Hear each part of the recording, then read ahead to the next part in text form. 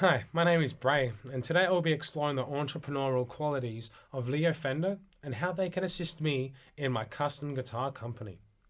In the year 1944, due to the war, new electronics were scarce, and as a result, the demand for repairs was high.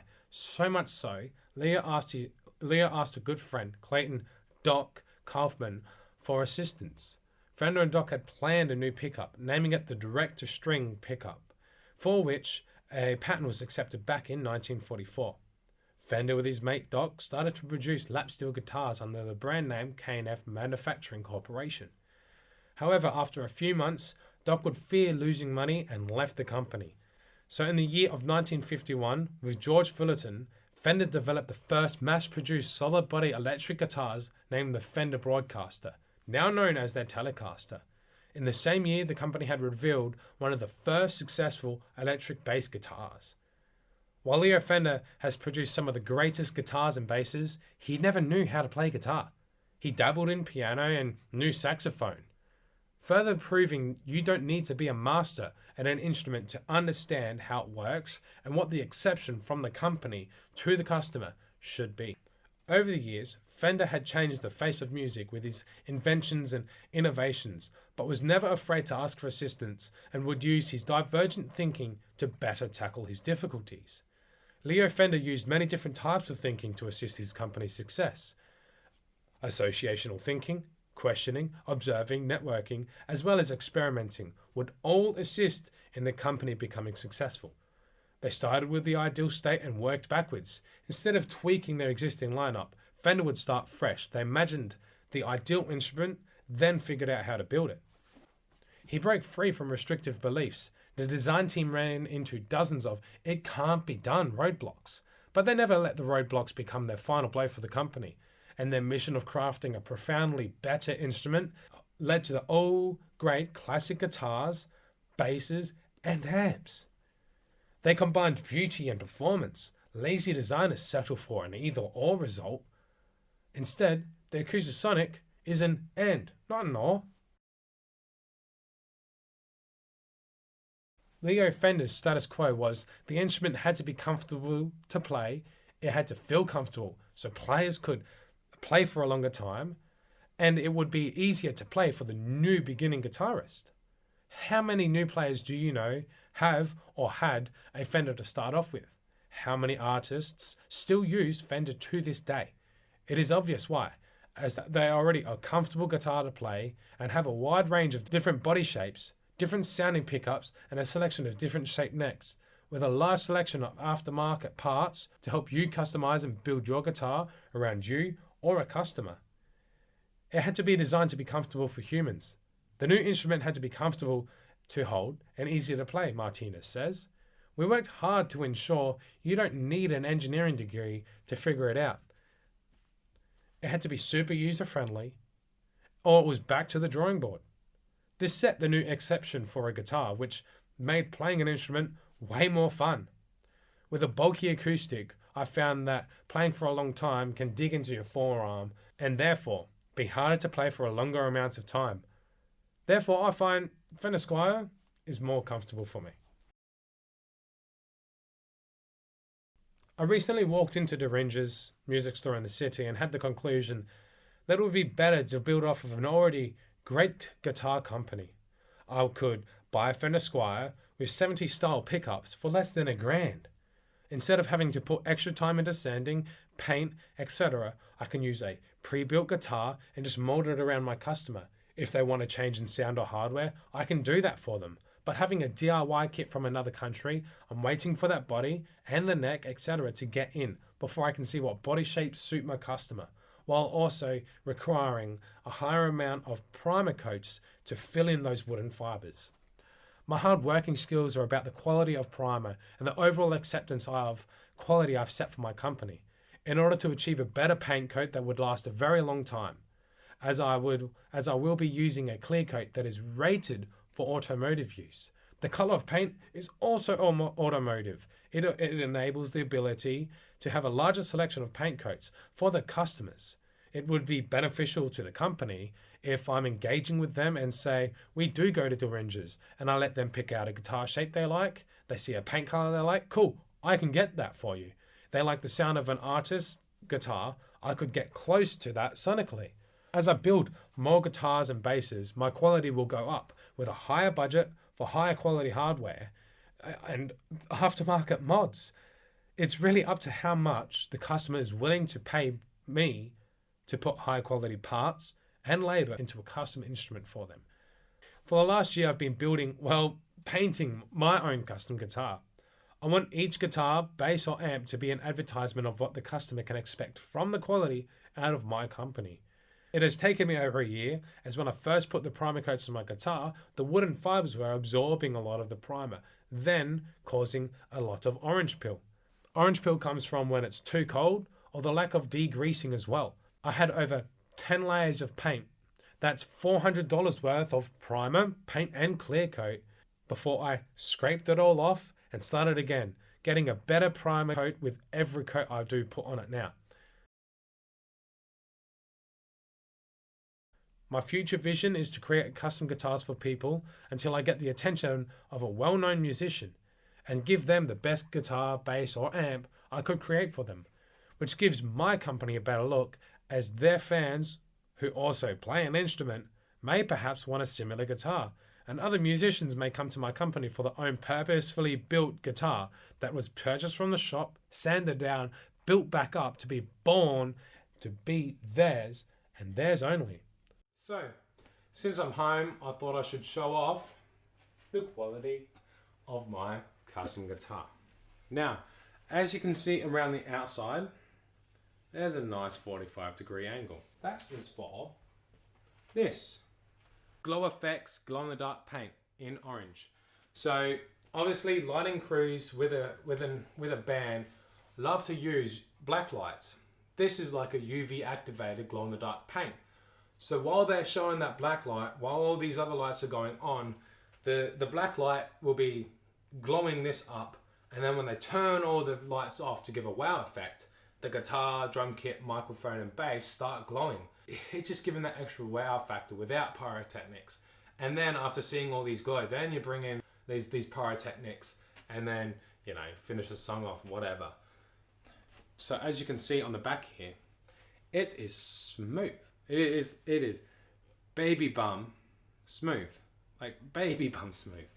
Obviously there's a fair bit of orange peel, like I talked about, orange peel here, and it's only like here, and that's it.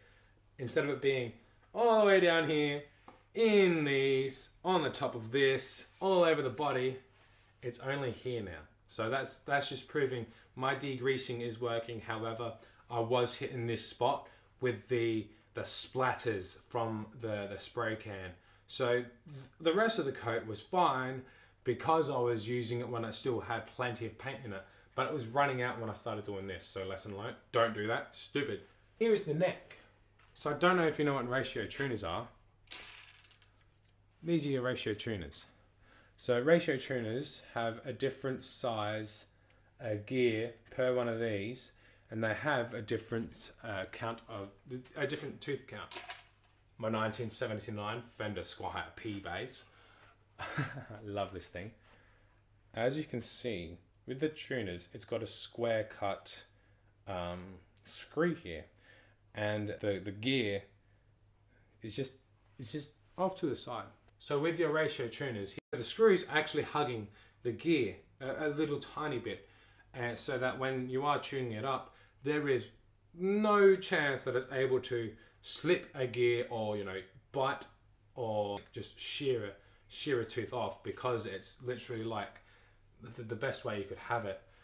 They're also ratioed. So, for example, it's an E standard and I need it in drop D. I should be able to rotate this twice. That drops it down a half step. Do it another 2 times, and that's a full step. And while you've got your tuner on, I've seen people tune with these, like tune their guitar with these, and it's just bang on. It's really, really accurate, and it's with each one of these. Instead of it, oh, I've overshot it a little bit. Oh, I need to tune it up a tiny little bit, and it's just slowly moving there. With this, it's going to be like, okay, yep, cool, bang on, cool. And you don't need to drop it down. You don't need to tune it up. It's just bang on. And that's perfect for if you're on a stage. You want tuners like this. So when I'm doing custom guitars and stuff, I'll be using ratio tuners or a form of a ratio tuner. The paint. I've chosen Copper Orange Pal, which is a Gen Motors Holden AUS color, EO45. Bloody good paint job. And I mean, when I had the first coats of paint on my guitar, you could see the paleocent in it, where in a certain spot it would be darker, but where the sun's hitting it or where there's a certain angle, it's brighter. Where it was brighter is like a sun-kissed orange, and where it was darker is like a blood orange color. So I'm going to enjoy putting the first coat of paint. Like, look at this smile. I can't wait. I can't wait to paint this and finish it all off. Now, the clear coat. Like I said, automotive use. This is 2K clear coat. It's automotive. However, something's weird. Hold on a moment. Something's really weird with this. I mean, do I just...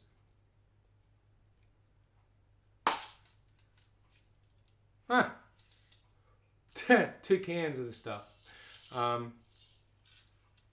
So as you can see in the top here, there's a little red button. So what this does is in the bottom here, there's like a little piece of plastic that sticks out. You twist it and do everything to get it on there. Make sure it's sat there right. And then when you're about to paint, you slam on something hard and you shake this baby for about 5 minutes. So what that does is inside of here is epoxy, and inside of this is another can, and when you press on this, it explodes the can and puts the activator through the clear coat. You need to wear masking with this, otherwise it'll get on your lungs, and for the next 5 months you're coughing up a lot of the plastics. It's just not healthy. For the back plate, I've chosen turtle shell. Look at that. I mean, it's beautiful.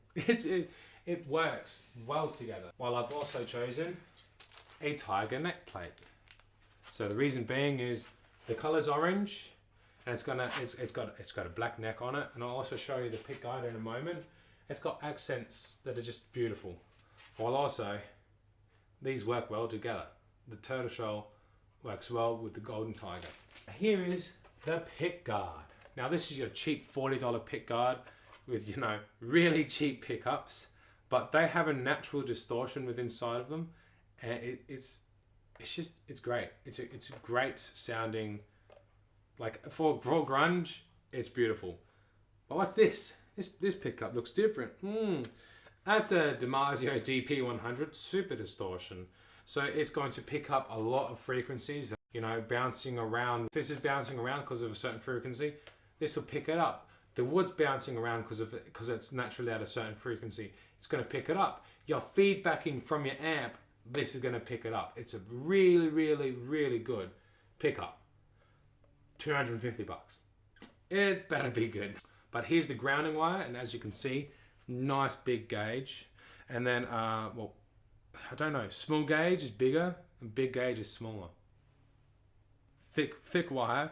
And then you got the DP100 running into, you know, your ground wire, which is actually quite small because it's just going to ground. And obviously the ground wire is thick anyway, so it's just, these are the same gauge. So I'm not messing with the grounding at all.